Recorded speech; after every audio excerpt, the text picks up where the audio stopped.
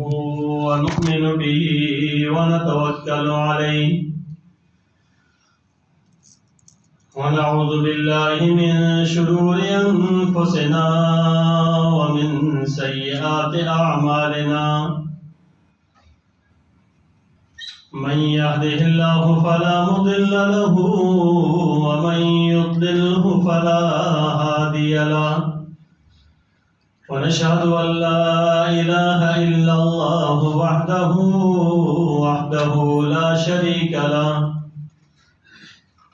شريك له ولا وزير له ولا ند له ولا مثل له ولا مثال له ونشهد أن سيدنا وسندنا وحبيبنا وحبيب ربنا وطبيبنا وطبيب قلوبنا سيدنا محمدا صلى الله عليه وسلم أرسله الله تعالى إلى كافة للناس بشيرا ونذيرا وداعيا إلى الله بإذنه وسراجا منيرا أما بعد فأعوذ بالله من الشيطان الرجيم بسم الله الرحمن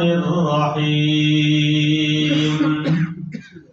إن سعيكم لشتى صدق الله العظيم وبلغنا رسوله النبي الأمي الكريم ونحن على ذلك من الشاهدين والشاكرين والحمد لله رب العالمين اللهم صل على سيدنا محمد وعلى آل سيدنا محمد وبارك وسلم اللهم صل على سيدنا محمد وعلى آل سيدنا محمد وبارك وسلم اللهم صل على سيدنا محمد وعلى آل سيدنا محمد وبارك وسلم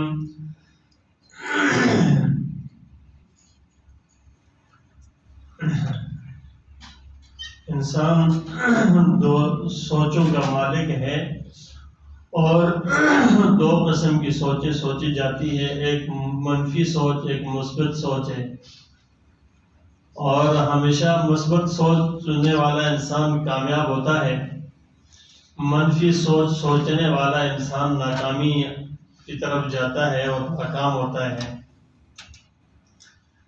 مثبت سوچنے والا انسان وہ محبت اور ایک دوسرے کے ساتھ وفاداری، ہمدردی اور یہ ساری چیزیں حاصل کرتا ہے، جبکہ منفی سوچ والا صرف تنہا اکیلا رہ جاتا ہے، اس کی سوچوں کے ساتھ بہت ساری سوچوں پہ گناہ بھی حاصل کر لیتا ہے اور بہت ساری سوچیں ایسی اس کو تنہا کر دیتی ہے۔ اس لیے انسان وہ مکلف ہے لیکن آزاد ہے۔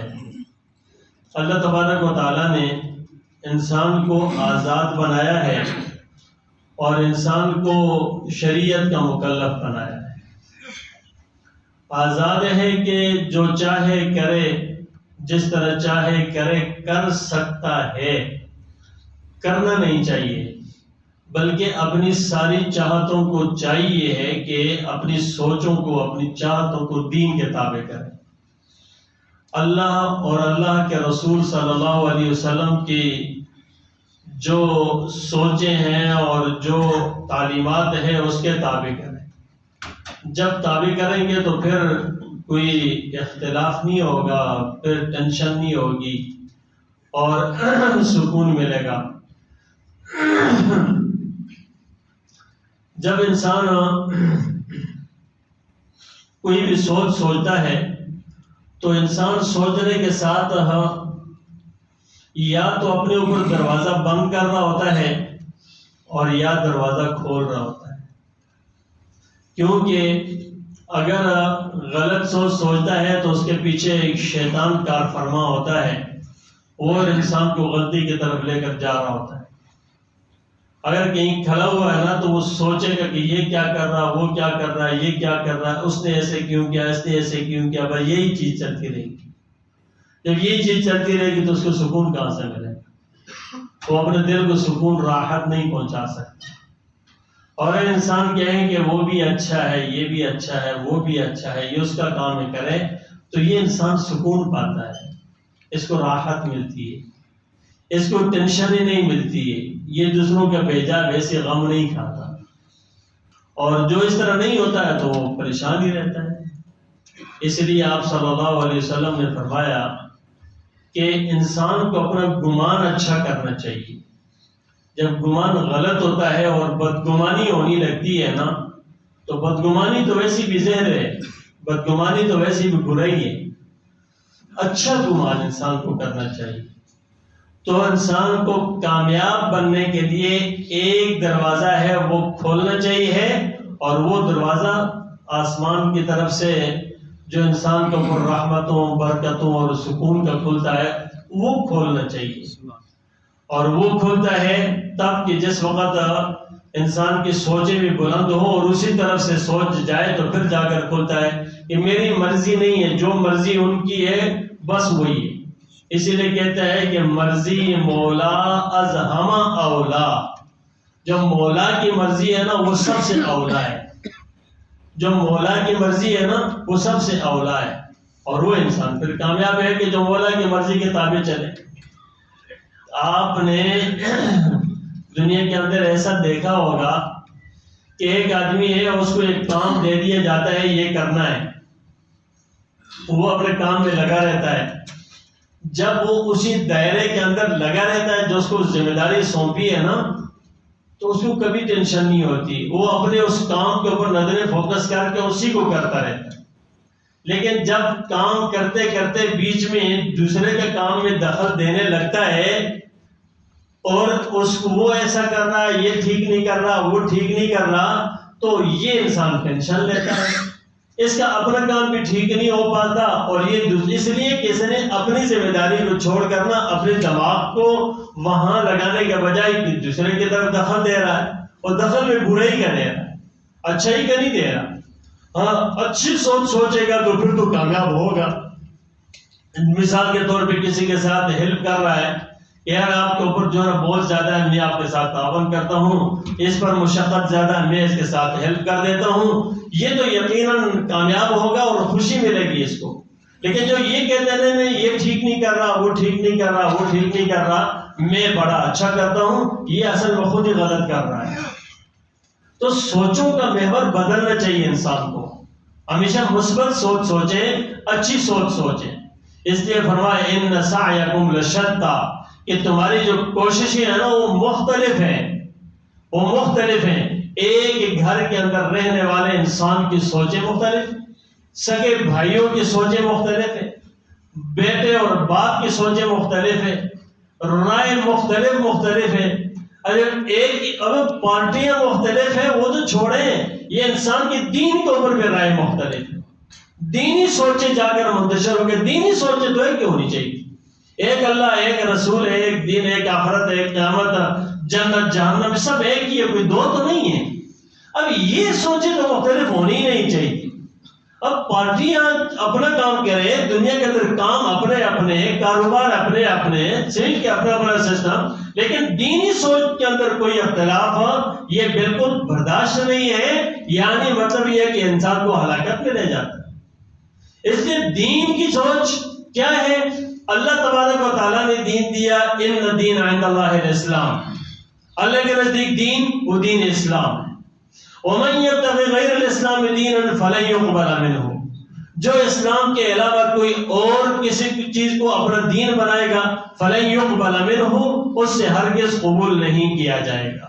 اب اس کا مطلب یہ ہے کہ محمد رسول اللہ صلی اللہ علیہ وسلم یہ آخری نبی ہے۔ محمد ما کان محمد ابا احد من رجالکم ولکن رسول اللہ وخاتم النبیین، یہ آخری نبی ہیں۔ وما ارسلناک الا کافۃ للناس بشیرا ونذیرا، سب لوگوں کے لیے آپ کو بشیر و نذیر بنا کر بھیجا ہے۔ اب جتنی بھی آپ صلی اللہ علیہ وسلم کے تشریف لانے کے بعد ہے نا کوئی اور دین نہیں، حالانکہ یہودیت ٹھیک تھی، نصرانیت ٹھیک، اس کتاب آسمانی کتابوں کے حامل لوگ، لیکن جب آپ صلی اللہ علیہ وسلم تشریف لے آئے تو سب ختم، منسوخ، اب عمل صرف اور صرف آپ پر، صرف دین اسلام پر، اس کے علاوہ کوئی اور سوچ نہیں۔ اب جب دین اسلام ایک ہے پھر اختلاف کیوں؟ پھر اختلاف کیوں؟ پھر بٹنا کیوں؟ پھر مختلف کیوں؟ پھر مختلف سوچیں کیوں؟ رسول اللہ صلی اللہ علیہ وسلم کے زمانے میں صحابہ کرام رضوان اللہ علیہم اجمعین سب کے سب ایک جسم کی طرح تھے۔ یہ جو کہ فرمائے کہ انما المؤمنون اخوہ، مسلمان مومن بھائی بھائی ہیں، مومن بھائی بھائی ہیں۔ اور پھر فرمایا کہ المسلمون کلهم کجسد الواحد، سارے کے سارے مسلمان جسد واحد کی طرح ہے، یعنی ایک جسم۔ اور پھر اس پر بھی نہیں ہے، آگے مزید مثال دی، اذا اشتکا عین اشتکا کل، جب اس کی آنکھ کو تکلیف ہوتی ہے پورے جسم کو ہوتی ہے، اشتکا راس اشتکا کل، سر کو تکلیف ہوتی ہے پورے جسم کو تکلیف ہوتی ہے۔ اب آنکھ کو تکلیف ہے پورے جسم کی، یعنی یہ مطلب ہے مثال اسی طور پہ دی رسول صلی اللہ علیہ وسلم نے، ایک جسم کی مانند ہے، میری آنکھ کو تکلیف ہوگی تو میرا پورا جسم تڑپے گا، میرے کان میں تکلیف ہے جسم کے، میرے سر میں درد ہے تو پورے جسم میں تکلیف ہے۔ اس کا مطلب یہ پورے مسلمان جسد واحد کی طرح ہے۔ جب ایک مسلمان کو تکلیف ہے تو دوسرے مسلمان کو تکلیف ہونی چاہیے، دوسرے مسلمان کو تکلیف ہونی چاہیے، اگر نہیں ہو رہی تو اپنے ایمان کی خبر لینی چاہیے۔ اگر نہیں ہو رہی ہے تو اس کا مطلب ہے کہ یہ مومن نہیں ہے، اس کا مطلب ہے کہ ایمانی صفات نہیں ہے، کہ وہ مومن تو جسد واحد کی طرح تھا اور یہاں جسد واحد کے مانند نہیں ہے۔ اس لیے ہمارے سامنے اگر کسی کو دکھتا ہے، گرتا ہے، مرتا ہے، لڑتا ہے، کچھ بھی ہوتا ہے، ہم ویڈیو بنا لیں گے، باقی ایک اس کو چھوڑ دیں گے اس کے حال پر کہ ٹھیک ہے، اور اس کو لے کر ہم یہ کہیں گے بڑا کام کیا ہے۔ اب یہ جو چیز ہے نا انسان کے اندر سے یہ کیوں نکل گئی؟ اس لیے کہ یہ وہ جو ایک ہی لین تھی نا اس سے جدا ہو گئی، اور صحابہ کرام میں یہ نہیں تھی۔ صحابہ کرام رضوان اللہ علیہم اجمعین سارے کے سارے، سب کے سب صحابہ مکمل طور پہ ایک ہی سوچ والے تھے، مکمل ایک سے، اور سوچ کس چیز کی؟ دینی اعتبار سے سب ایک سوچ والے تھے، اخلاقی اعتبار سے سب ایک سوچ والے تھے۔ دیکھیں بھائی اخلاقیات ہے نا، مثال کے طور پہ آپ نے کسی کے ساتھ کیسا برتاؤ کرنا ہے، نرم گفتگو کرنی ہے، دوسرے کی بات سننی ہے، شکر کرنا ہے، اخلاق سے پیش آنا ہے، اور کسی کے ساتھ برتاؤ اچھا کرنا ہے۔ آپ نے راستے پہ چلتے ہوئے اس کے ساتھ اچھا سلوک کرنا ہے، گھر میں رہتے ہوئے اچھا سلوک کرنا ہے، مارکیٹ میں رہتے ہوئے اچھا سلوک کرنا ہے، آپ کی زبان سے کسی کو تکلیف نہ ہو اس کا خیال کرنا، تکلیف نہ ہو، آپ کے آنکھ سے، آپ کے ہاتھ سے، آپ کے قلم سے، آپ کی سوچ کسی سے بھی کسی کو تکلیف نہ ہو۔ جبکہ یہ ساری وہ چیزیں ہیں کہ جب یہ سب ایک ہی ہو جائے گی تو پھر بتائیں کہ ماحول اور معاشرہ کتنا زبردست ہو جائے گا۔ اور ہماری کہاں ایک ہے، ہماری کہاں ایک ہے؟ ہم تو کوشش کرتے ہیں نا کہ کہیں نہ کوئی تکلیف پہنچے، کسی کو تکلیف پہنچے، اور اس کو تکلیف نہیں سمجھتے، جو ہم اپنے آپ کو برباد کر رہے ہو تو دوسرے کو کچھ بھی نہیں کسی کا بگاڑتے، اپنے آپ۔ ایک آدمی تھا، وہ ایک باغ کے اندر گیا، جاتے ہوئے اس نے عجیب واقعہ لکھا ہے، تو کہتے ہیں کہ گیا تو جا کر اس کی نظر پڑی، بہت ساری چیزیں ہوتی ہیں وہاں پر، باغ ہے، بہت ساری چیزیں، پھل لگے ہوئے تھے، فروٹ لگے ہوئے تھے، اس کی نظر پڑی، کہا بڑا اچھے فروٹ ہے، اچھے پھل لگے ہوئے۔ دوسرا آدمی گیا اور اس کی نظر پڑی، یار یہ گھاس پھوس پڑا ہوا ہے باغ کے اندر، یہ گھاس پھوس پڑا ہوا ہے، اس کی نظر اس پر پڑی، اس کو وہ نہیں دکھائی دیا، وہ آ کر کہتا ہے یہ یار کتنا گندا باغ ہے، گھاس پھوس سارا پڑا ہوا ہے، یہ کچرا پڑا ہوا ہے، اس کی اس پر نظر پڑی۔ ایک آدمی کیا، اس نے دیکھا کوئی نجاست پڑی ہوئی ہے، تو چلتے چلتے اس کی نجاست پر نظر پڑی، کتنا برا باغ ہے۔ اب یہ آ کر رپورٹ دے رہا کتنا برا باغ ہے, نجاست پڑی ہوئی ہے بیچ میں. ابے بھائی اتنا بڑا باغ ہے, تیری نظر کس پر پڑی, تو رپورٹ کس چیز کے پیش کرنا ہے؟ اب سوچ یہ ہے اتنی بڑی اللہ پاک نے اس کے اندر جو چیز رکھی ہے, باغت گھاس بھی ہوتا ہے, گندگی بھی ہوتی ہے, اس طرح کی چیزیں ہوتی ہے, بڑا وسیع چیز ہے, تو وہ اچھائی اور خوبی جو اندر سے لے کے آنی ہے نا, وہ سوچ انسان کے اندر ہے. یہ پاکیزہ سوچ والا ہے کہ یار کتنا اچھا باغ ہے, اور دوسرے تو اچھا نہیں کہیں گے. تو گئے ہیں ایک ہی باغ میں, مطلب اپنا اپنا لے کر آئے, سوچ اپنی اپنی ہے جو سوچا ہے. تو ہم اچھی سوچ کیوں نہیں سوچتے؟ اسی طریقے سے جو لوگ حسد رکھتے ہیں نا, تو غیبتیں کرتے ہیں نا, جھوٹ بولتے ہیں نا, وہ لوگ حقیقت کے اندر اپنے اوپر جو گندگی غلاظت پڑی ہوتی ہے تو ان کو دوسروں میں نظر آتی ہے. یہ تباہی اپنے اندر لگی ہوئی ہے اور دیکھتا انسان دوسروں کے اندر ہے. تو میرے بھائیوں, ہمیں اپنے آپ کو پاک کرنا ہے, دل کو پاک کرنا ہے. ہم سارے مسلمان جو ہے نا, اللہ پاک ہمیں بہت کچھ دینا چاہتا ہے, اللہ پاک ہمیں نوازنا چاہتا ہے, اللہ ہمیں کامیاب کرنا چاہتا ہے. کوئی باپ اپنے بیٹے کو ناکام نہیں دیکھنا چاہتا, کوئی باپ اپنے بیٹے کو ناکام نہیں دیکھنا چاہتا. ہر باپ اپنے بیٹے کو اپنے سے آگے دیکھنا چاہتا ہے, ہر باپ اپنے بیٹے کو اپنے سے آگے دیکھنا چاہتا ہے, اور کسی کے لیے یہ چیز قبول نہیں کرتا. لیکن صرف یہ ایک رشتہ ایسا ہے نا, وہ کہتے ہیں یار میرا بیٹا مجھ سے بھی آگے نکل, بڑا خوش ہوتا ہے اس کے اوپر. تو کیا اللہ کریم ذات اپنے بندے کو ناکام دیکھنا چاہیں گے؟ کبھی بھی نہیں. اللہ کریم ذات اپنے بندے کو بہت آگے دیکھنا چاہتے ہیں اور نوازنا چاہتے ہیں. نہ اللہ تبارک و تعالیٰ نے شکل و صورت کی قید لگائی ہے, نہ کسی جگہ کے اندر کوئی انسان کے حسب نسب کی قید لگائی ہے. فَإِذَا نُفِخَ فِي الصُّورِ فَلَا أَنْسَابَ بَيْنَهُمْ يَوْمَئِذٍ وَلَا يَتَسَاءَلُونَ.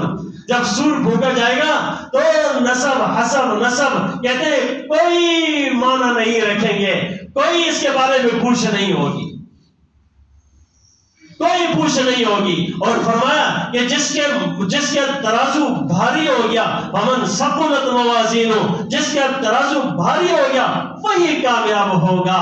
ومن خفت موازینہ فاولئک هم الخاسرون, اور جس کے ترازو ہلکا ہو گیا وہی خسارے میں ہوگا.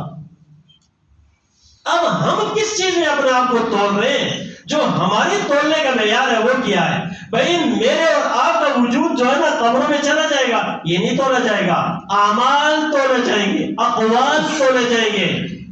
امام بخاری رحمۃ اللہ علیہ نے باقاعدہ باب باندھا, اس کے اوپر احادیث رہی ہے اور فرمایا کہ یہ ان اعمال بنی آدم وقول توزن, کہ بنی آدم کے اعمال اور ان کے اقوال یہ تولے جائیں گے, یہ تولے جائیں گے. اب یہ تو آراز ہے نا, یہ تو آراز مطلب یہ ہوتا ہے نا کہ یہ تو قائم بالغیر, دوسرے کے محتاج ہے. عمل خود نظر تو نہیں آتا نا, عمل تو ایک شکل رکھتا ہے لیکن عمل الگ سے وجود نہیں رکھتا, یہ انسان کے ساتھ ہوتا ہے. تو انسان کو نہیں تولا جائے, اس کو تولا جائے. جس طرح حدیث کے اندر آتا ہے, آپ صلی اللہ علیہ وسلم نے فرمایا کل قیامت کے دن جب انسان کے اعمال تولے جائیں گے نا, ایک پرچی رکھی جائے گی ترازی میں, پلڑا بھاری ہو جائے گا. ایک پرچی رکھی جائے گی, ایک پرچی سے رکھی جائے گی, پلڑا بھاری ہوگی. کیا تھی وہ؟ کلمے کی پرچی ہوگی, لا الہ الا اللہ محمد الرسول اللہ, یہ بھاری ہوگی. عمل کتنا قیمتی ہے, یہ تولا جائے گا. اور انسان کا وجود نہیں, ہم اپنے وجود کے ساتھ اتنے سے تو ہوں گے نہیں. جب جنت میں جائیں گے تو کتنے بڑے ہوں گے, سبحان اللہ. اور جنت میں جائیں گے تو کتنے حسین و جمیل ہوں گے, سبحان اللہ, کیا کہنا. اور جب جہنم میں اللہ نہ لے جائے, جب جہنم میں جائیں گے اللہ نہ لے جائے, تو یہ انسان یہ نہیں ہوگا, ایک میل کی طرح اس کے وجود کو بڑا کر دیا جائے گا تاکہ خوب عذاب چکے. اور یہ نہیں ہوگا تو اس کا مطلب یہ ہے کہ جو قیمتی چیز ہے نا وہ انسان کا عمل ہے, عمل ہے. اور عمل جو ہے نا, فَمَن يَعْمَلْ مِثْقَالَ ذَرَّةٍ خَيْرًا يَرَهُ وَمَن يَعْمَلْ مِثْقَالَ ذَرَّةٍ شَرًّا يَرَهُ. کہ خیر ہے اس کو بھی دیکھے گا, شر ہے اس کو بھی دیکھے گا, سامنے آ جائے. تو میرے بھائیوں, عمل اچھا کرنا چاہیے, سوچیں اچھی کرنی. میں سوچ اچھا سوچوں نا, آپ کو نظر تو نہیں آئے گی, میں بری سوچوں آپ کو نظر نہیں آئے گی، کہاں ہے کوئی سامنے شکل ہے نہیں، شکل ہے نہیں ہے، لیکن اچھی سوچ والا کامیاب ہو رہا ہے. کہاں کامیاب ہو رہا ہے؟ اللہ کی نگاہ. کہاں اس کا وزن لکھے جا رہے ہیں؟ اللہ کے ہاں لکھے جا رہے ہیں، وزن اعمال میں، وہاں پر اعمال لکھا جا رہا اس کا. تو یہ دیکھیں نا، یہ قیمتی چیز تو یہ ہے. ہم تو بس جس چیز پر لگے ہوئے وہ مادیات ہیں. تو اس لیے میرے بھائیوں، اگر ہم پڑھتے ہیں نا، ایک آدمی بتاتا ہے کہ بھائی کہ وظیفہ پڑھو. کیا وظیفہ پڑھو؟ قل هو اللہ احد، سورۃ اخلاص پڑھو. سورۃ اخلاص پڑھو، آپ کا کام ہو جائے گا. یہ یاد رکھیں، سورۃ اخلاص پڑھو کام ہو جائے گا. مثال کے طور وظیفہ بتا دو، 100 مرتبہ پڑھو. ایک آدمی بیٹھ کر پڑھتا ہے قل اللہ احد اللہ الصمد، پڑھ رہا ہے اس کو 100 مرتبہ، اس کو ایک نیکی بھی نہیں ملے گی. اس کو ایک نیکی بھی نہیں ملے گی. اس لیے اس نے سورۃ اخلاص کو پڑھا ہے اپنے کام کے لیے، اور کام اس کا ہو نہ ہو، اللہ کی مرضی، اس کے تقدیر میں لکھا ہو نہیں تو نہ ہو. یہ اس لیے نہیں پڑھنے کے ہوتے، ہم تو وظائف پر زور دے رہے ہوتے ہیں، اس لیے پڑھ رہے ہوتے ہیں. 500 مرتبہ جی آیت کریمہ پڑھو، لا الہ الا انت سبحانک انی کنت من الظالمین، 1.25 مرتبہ پڑھو. تسبیحات لے کے بیٹھ جاتے ہیں. اور میرے بھائیوں، کیا ہے ان کو اس غرض سے پڑھا جاتا ہے؟ نہیں، اس غرض سے نہیں. اس لیے پڑھو میرا اللہ مجھ سے راضی ہو جائے، اس لیے پڑھو مجھے اس پر نیکی ملے. اس غرض سے پڑھو. جتنا قریب ہو گیا تو بات بن گئی ہے، جتنا قرب مل گیا تو کام بن گیا. آپ نہیں دیکھتے دنیا میں تعلق جتنا ہو گیا نا، قریب ہو گیا، اگلا کہتا ہے فلانا بس ٹھیک ہے یار، نام ہی کافی ہے، چل ہو گیا، کام ہو گیا.